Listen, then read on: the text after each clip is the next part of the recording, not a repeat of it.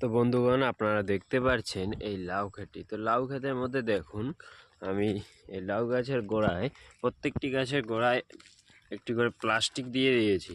তো দেখুন, প্লাস্টিক দেওয়ার ফলে কিন্তু আমি বন্ধুরা যে সার প্রয়োগ করেছি, এই সারগুলি অত্যন্ত বৃষ্টি হচ্ছে, কিন্তু বৃষ্টির কারণেও কিন্তু এই লাউয়ের গোড়ার সারগুলি ধুয়ে যায়নি এবং সুন্দর শেকড়গুলি আমার রয়েছে এবং মাটিটি নরম আছে। তার জন্য লাউ গাছের গ্রোথও কিন্তু খুব, দেখুন আপনারা।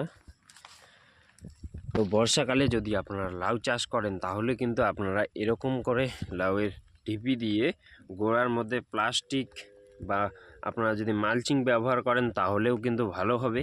তো আমি বেটের যে প্লাস্টিক রয়েছে বন্ধুরা, সেটি দিয়েই করেছি।